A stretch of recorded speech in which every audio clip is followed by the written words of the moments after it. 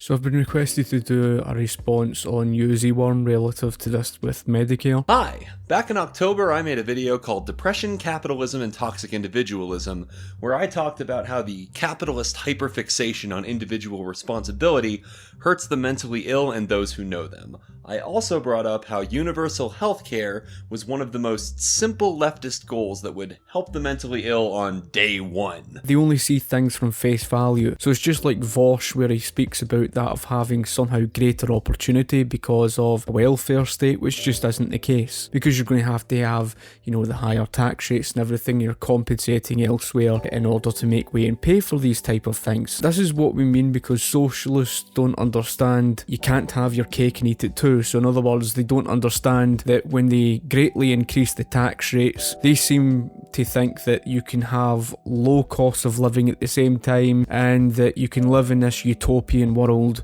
where you can have strong employment opportunity, etc, etc, etc. Just like the broken window, they see it from face value, so they think, oh well, this is a broken window, therefore it's created a job. So it's created the job for a glazier. Yeah, very good. But what about the baker? The baker's going to have to pay for the window, isn't he? So that's money out of his own pocket. The baker, in this example, may have wanted a tailored suit. Now, the tailored suit, for all we know, could have cost £400. The baker is now out of money. He's going to have to pay for the broken window, so that means he can no longer afford to get the tailored suit. So the third party in the background has just lost business. This is what we mean by socialists. They only see things from face value. So the socialist only sees the rhetoric spouted by the mainstream media through that of, government itself. Of course, politicians have got the self-interest to lead you up the garden path with rhetoric just to win your vote. Of course, government's not going to speak the truth to you. They're just going to tell you, oh, it's more affordable or it's available for everyone. And of course, people buy into that sort of rhetoric. You hear it constantly where it's, more affordable, it's available for everyone. But that isn't the case in the real world. What you end up seeing in the real world is thousands left in neglect every single year due to the NHS. Because it's failure, saying that it's more affordable, but they don't realise that behind closed doors, behind, all of that, in the background, okay, you might like to call it free at the point of use, but it comes at a far greater cost. It's actually more expensive because you're paying for it elsewhere in the economy. And that's exactly what people like UZworm don't understand, because they don't understand fundamental basic economics. They've got no clue over what it means by the government cannot give to you without taking from another first. They seem to think that the government just is made of magic, that they can just, create wealth, as if to say government can just give to you and it doesn't have to take from elsewhere. It doesn't just come from the taxpayers of the private sector. It comes at a greater cost because your cost of living has to greatly increase to pay for all of these type of things. And that's why I mentioned about that of the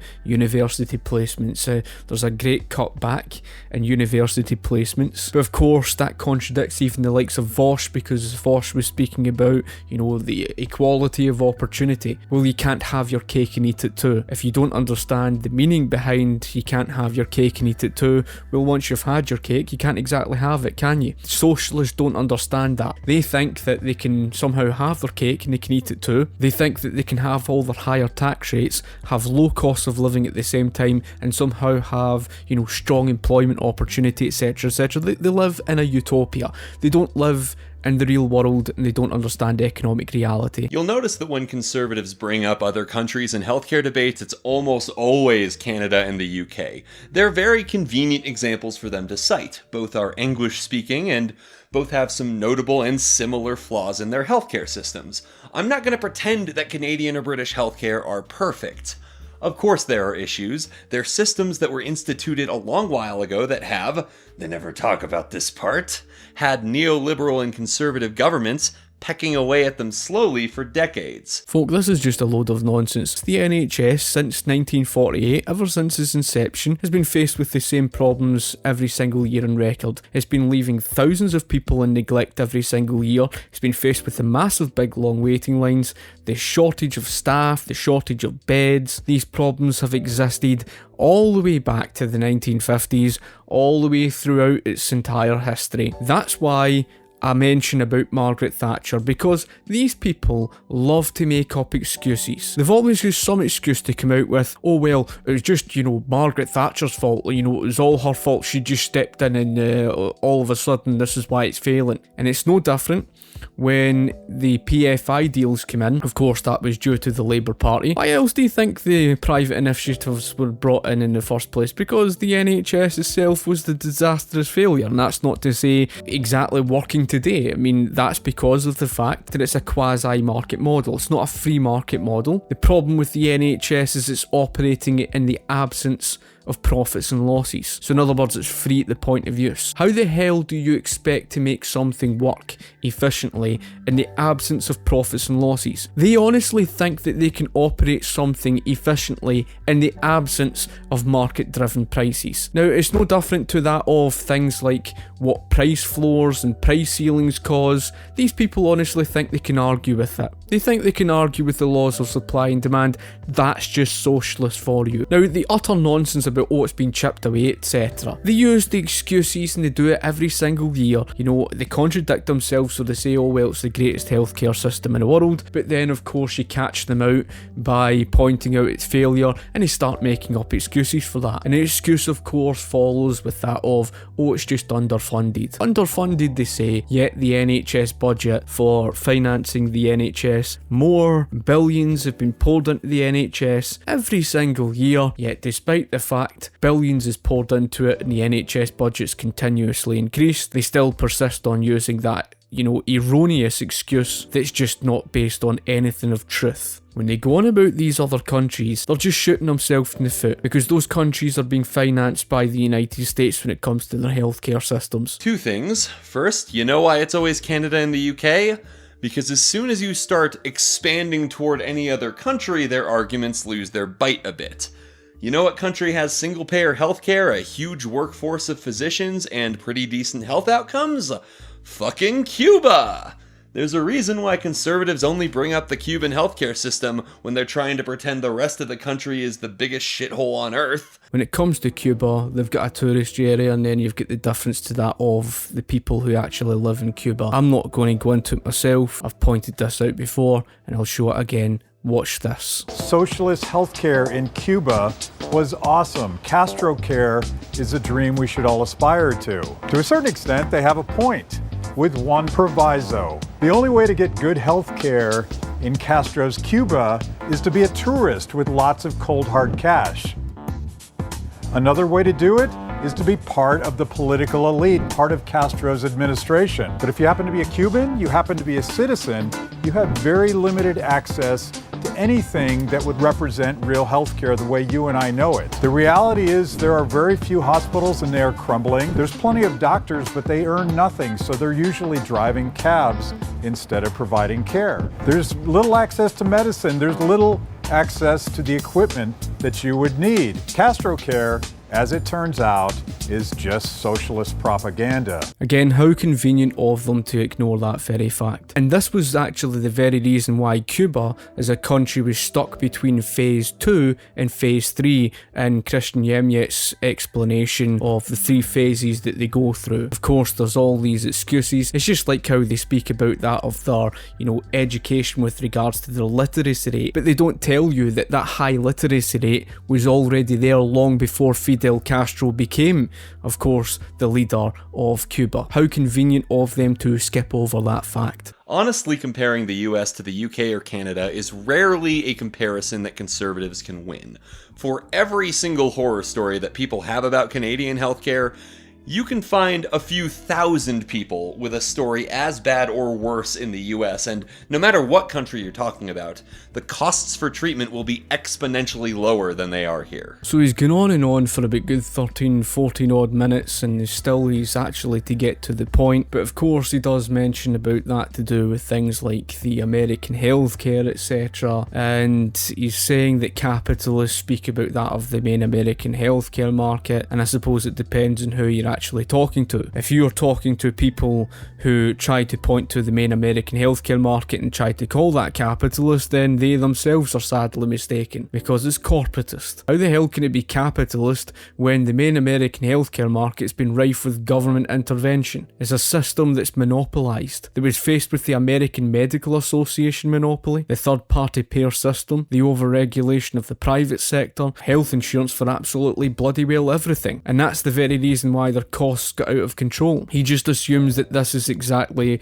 what capitalists are arguing for. And he assumes that there is only one healthcare market in the United States, when actually direct primary care that I've touched upon before exists. Now, the direct primary care model is based off more of the capitalist model, that to do with the free market model.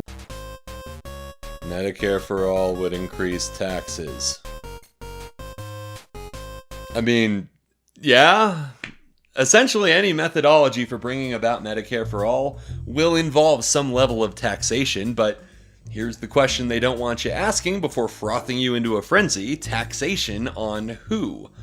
Also, this sentiment leaves out a very obvious way that most people will still be saving money under Medicare for all, even with increased taxes. So the things that he doesn't touch upon is the fact that when you're talking about these countries like Norway, Sweden and Denmark, they're paying out tax equally, so it doesn't matter even if you're rich, or that if you're middle class, or working class, they're paying out just as much taxation as that of the rich. That isn't their argument, however. They want you to believe that those countries are just taxing the rich and that's it. That isn't the reality. Of course, that wouldn't be enough to pay for everything that they need. If, by his logic, it was more affordable, it made life more affordable for them, why the hell is the United States taxpayer paying for their healthcare systems? That's essentially who pays for the Scandinavian countries' healthcare systems, their universal healthcare. You don't believe me? Just listen to what this Swedish economist explains himself, as he says, really look at the broader picture.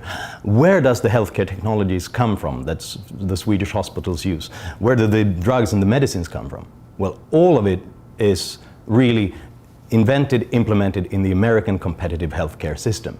So in effect, what we're doing is that we're free riding on the entrepreneurship that goes on the competition that goes on in the American healthcare system. So whatever you do, and whatever the consequences for Americans, I'm not the one to really have a strong opinion on that. Please, please, please don't introduce any sort of single payer or government mandated healthcare system here, because in that case it would be disastrous for all the rest of us who parasite upon the invention that goes on here. Now again, it goes back to this thing again with the whole thing on the broken window fallacy, where they only see things from face value, because he doesn't comprehend the very fact that you're compensating elsewhere in the economy to make way paying for it. So he's saying that somehow it's more affordable for them. Well, if that's the case, how come their cost of living is through the roof? That is not more affordable. And if he tries to use the excuse and says about that of their higher minimum wage, he really doesn't understand those countries. It raises the unemployment. That's why I mentioned before, even in response to Vaush, people like himself don't understand the difference between the real unemployment figures and the official figures. Unquote. Denmark is another country that is trying with good reason to flee from its socialist past. More than a quarter of the working age population, 18 to 66, is on the government dole. For every 100 persons employed full-time, there are about 60 working age welfare recipients. More than 1.5 million people in a country of approximately 5.5 million people live full-time on taxpayer-funded welfare handouts. This requires a very heavy tax burden, including using 2016 numbers, a marginal income tax rate 55.6% on incomes of $55,000 and above, a 25% national sales tax, and a wide variety of other taxes, including an additional 180% tax on automobile purchases. Green taxes on such things as heating, electricity, water and gasoline increased dramatically in the 1990s when the socialist Social Democrats were in power. You're seeing the costs of living and the compensation to pay for all of those so-called free things, etc., and the universal healthcare. How they compensate is cutting back elsewhere in the economy. Their real unemployment rate is through the roof compared to that of the whole thing with the official figures, because they only look at unemployment figures from the official figures, and the official figures really only counts for people who have been recently made redundant in the past year. It doesn't account for the long-term unemployed, because just like Kongsberg Automotive and that of Norway, they can't afford to produce in their own home country. So they're exporting jobs to countries like that of China, the United States, and of course that of Mexico. That's because there is a price you pay for the higher tax rates. And when you have the higher tax rates, you have to compensate because you've got a lack of productivity. How the hell can you afford to produce more if you're taxing them half to death? That's why they end up with a severe lack of productivity. Now, of course, they do have the low levels of government regulation like I explained, so of course they do have strong economic business freedom. The reason for why they've got the extremely high cost of living is because they're having to pay for all of this type of stuff, and there's a heavy price that you pay over the long period of time. On the taxation point first, the vast majority of taxation under basically any plan that has been proposed would be on the ultra rich. Like, most likely nobody watching this video is going to get hit with big tax increases. And that's where the lie comes into it, because those Scandinavian countries do not operate on that basis. They think that the net worth that they hold is the money that they hold. They don't understand that these rich business owners, etc., hold most of their wealth in actual assets. And those assets created wealth for you in society. So you take, for example, Jeff Bezos. Jeff Bezos created a lot of wealth, right? Because wealth is material possessions. Really all the money is just a means of exchange, and that's all it is. It's just there as a means for you to buy the goods that you do. So when you go into stores and you buy the goods, you're gaining from that. That's the wealth that's been created by those so-called rich people. Most of their wealth is held in the assets. They seem to think that the rich are somehow made of their net worth, which is just nonsense. So it's not like you can just redistribute their wealth. They wouldn't be able to afford to pay for everything. And if that was the bloody well case, why the hell is the United States taxpayer again paying for their healthcare systems? A move away from the current healthcare system would cost American jobs. The classic jobs argument. Usually that's when you can tell a conservative has run out of ideas, when they pivot to bitching about jobs. So let's talk about jobs for a second. Job losses or gains aren't something that conservatives actually give a shit about. They're a tool to be pulled out and used to whatever advantage they think they can gain from it. And that is simply not true, folk. Have you ever listened to socialists? All they ever spout is baseless claims that they can never back up with. It's just like the time they claimed about how the rich are getting richer and the poor are getting poorer and all the rest of this silly nonsense. They can never back up anything that they ever claim. It's just like how they expect you to just buy into it by saying, oh well, the free market results in monopolies. You think businesses are going to stick around to pay for your socialist nonsense? Of course they're not. They're going to go where there are lower tax rates. People like that would believe in strongly regulating the backside out of the private sector. Let's be honest with you. That's what they would do. Of course that contradicts them because these Scandinavian countries have low levels of government regulation. That of course is a point that they never touch upon. Some piece of progressive legislation about to pass? Claim that it's going to hurt jobs, regardless of how many jobs it will actually affect, or even if those jobs are merely hypothetical. I could do a whole goddamn video on the propagandization of the word jobs. I deleted like 4 paragraphs of tangents here when I first wrote this script. Again, in relation to do with the broken window fallacy, folk, the whole thing that government cannot give to you without taking from another first, and it's in relation to what Henry Hazlitt argued. Government destroys more jobs than what it creates. So government is not a job creator. But if government was to actually stand in front of the media and say to you, well, we've created 800 jobs, yeah, how did the government get that money? Well, it had to tax the people, didn't it? And as a result of taxing in order to create so-called government jobs, more jobs have been destroyed elsewhere in the economy than what's been created. So if government, stands in front of the media and says, well, I've created 800 jobs, it's just destroyed probably 3,000 jobs elsewhere in the private sector. That's exactly what we mean about the simple-mindedness of socialists, because they don't understand the very fact, and it's not even an opinion, a fact, that government destroys more jobs than what it creates because government cannot give to you without taking from another first. They never learn. Never. All that to say, yes, people will lose jobs if the United States goes from its current state to one without private health insurance companies. Basically, any major change in the way this country runs would require job losses of some variety, and the goal of conservatives is generally to just let jobs peter out to zero instead of just ripping the fucking band-aid off on something. Folk, see the baseless claims that these socialists make about conservatives, and I'm not even a conservative, folk. The claims that these socialists make is just so far off the truth, it's unreal. And the problem is, there's a lot of people out there who just don't take much interest in politics and economics, and they probably stare at that type of stuff and they buy into it because they just don't know any better. Because, oh well, you know, it sounds reasonable. It really isn't reasonable, it's just a lie. Honestly, sit a socialist down and ask them about Margaret Thatcher, and I bet you anything that their response is just one of an emotional response. Oh, Margaret Thatcher did this, and Margaret Thatcher did that. Oh, she's such an evil witch. Oh, she did this and it did that, and she was the one that destroyed all the industry. Those industries were long in decline since the 1870s, folk. Trying to claim that, oh well, they want, 0% jobs. How the hell do you work that logic out? If businesses want to make a profit, which is the goal of, capitalists in the first place, they're going to need consumers. So if they're going to need consumers, they're going to have people who have jobs. You can see this when they talk about changing things over from fossil fuels to renewable energy, and they complain endlessly about things like the loss of coal jobs. You can argue and reason with those type of people, because they are going to lose jobs and stuff like that. Fossil fuels is important for the operation of our economy. Many things rely upon it, so I can reason and I can understand where they're coming from, because you're going to affect so many other businesses. So yes, there's going to be a detrimental impact on not just that of the coal jobs, it will be a detrimental impact on many places. I mean, how else do you think you make rubber? It's going to affect so many other businesses. That's why fossil fuels are important. Socialists don't look at things, they're very myopic in their worldview of everything. They think it's just a case that the whole thing on climate change is definitive, as if they are,